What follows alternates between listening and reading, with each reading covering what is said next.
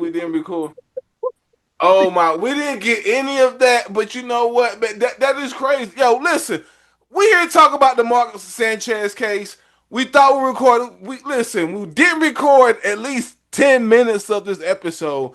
It's peace. We on the Mark Sanchez case. We was talking about the Chiefs and all that, how they need to get it together and things of that nature. The Chiefs lost to the Jaguars, real terrible, you know what I mean? But yo, we on this Mark Sanchez case. Listen, Mark Sanchez is facing charges for stabbing or and for being in an altercation with a 69-year-old man. And we're talking about how Mark Sanchez was looking like the victim, but is the aggressor. He saw an old man getting restaurant oil in the back of in an alley, approached the truck, basically asked him what he was doing back here. The guy felt for his life, maced him, wasn't enough, and he had to get the stabbing. Both parties were stabbed. Now Mark Sanchez is facing charges, felony charges. Felony. And I know y'all like Mark Sanchez, the one from the Jets, the analyst. Yes, him. That one. Yes, he was stabbed this weekend in Indianapolis. They're saying that he was intoxicated and everything like that. They're saying that since he's been in the hospital, he's been arrested, and he is no longer the victim. Like, yo, again, like I said before we started recording, to me, this is a perfect case of why you should mind your fucking business. That's it. Thanks. That's it. He deserves everything that comes with this. Everything. Good and bad. I couldn't even agree much more than that, man. Praying that both parties heal up. No doubt. That's all I got. Again, yo, before we recorded, we was talking about the Chiefs and the Jaguars game. Chiefs lost. Chiefs not looking up the championship contention. And real quick though, I want to get back. Let's talk about that Eagles players meeting. Yeah. I've been watching a lot of former players say that, and this is just in all sports from MLB, NFL, NBA. They're saying that when a players meeting is called, and again we're talking about the Eagles having a players meeting amongst. Did you say it was just three guys? Yeah, for what it was reported, it was three guys with Barkley, AJ Brown, and Hurts. I want to talk about that real quick.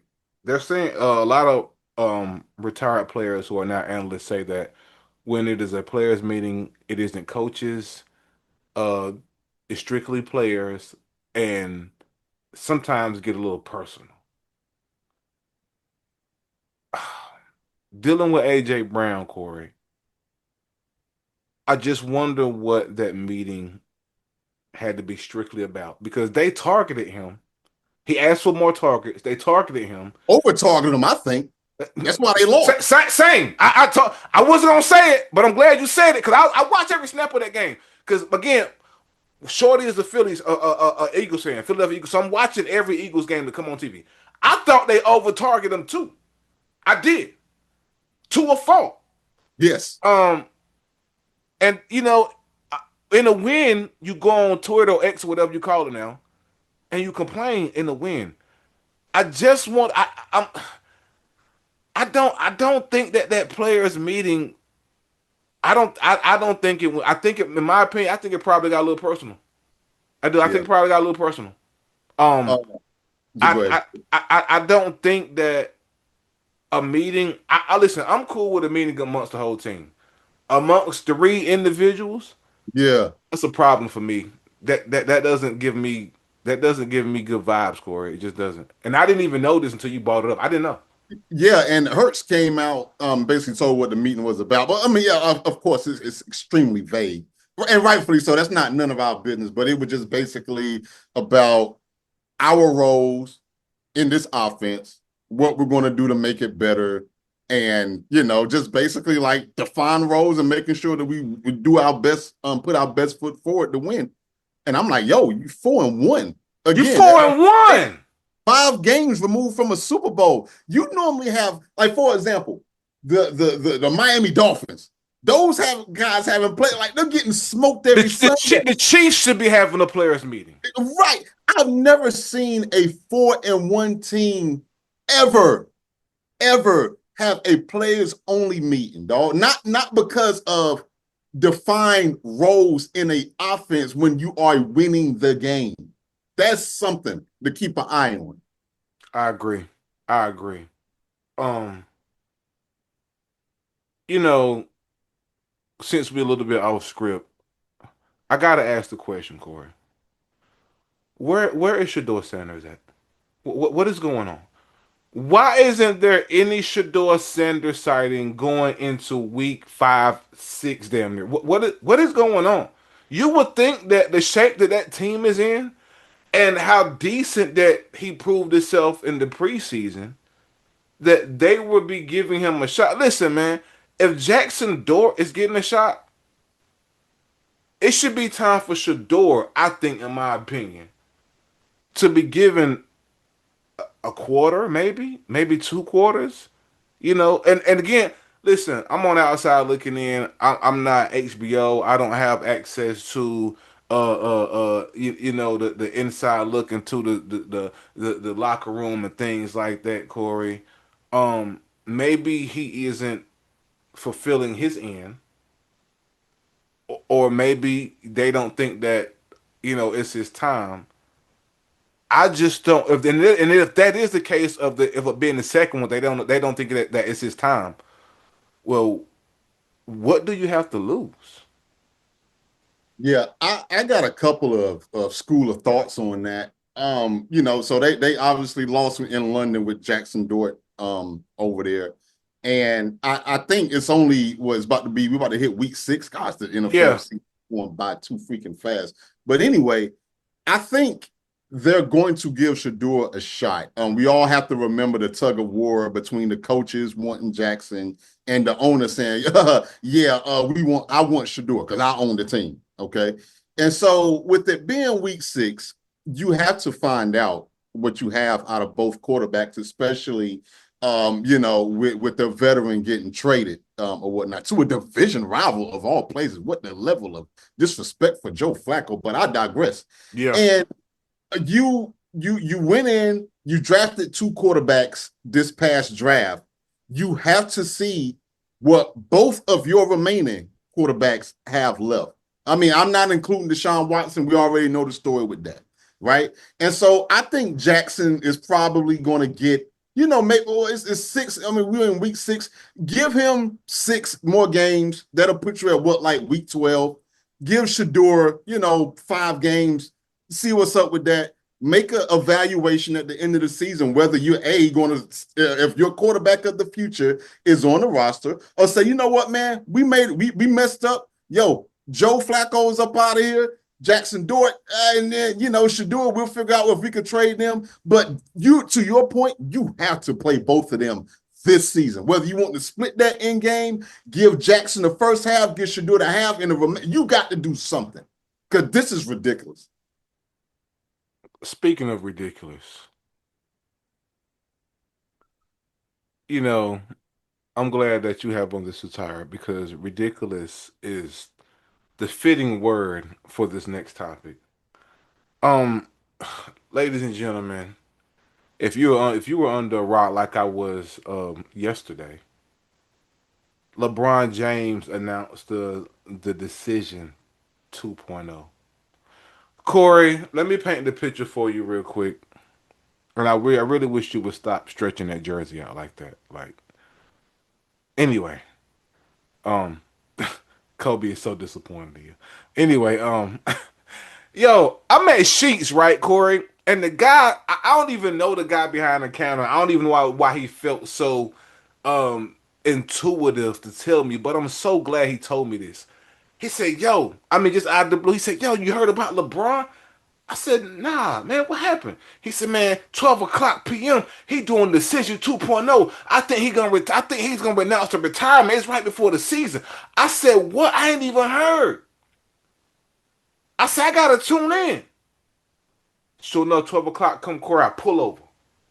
Pull out my phone, tap in, see what it was all about. Looking to hear something spicy. And this guy announces his partnership with Hennessy. I love it. This is great. Are you crazy? He Beautiful. had the entire world stop again to tune in Yeah. for a liquor announcement. Yeah. Corey, This is beautiful.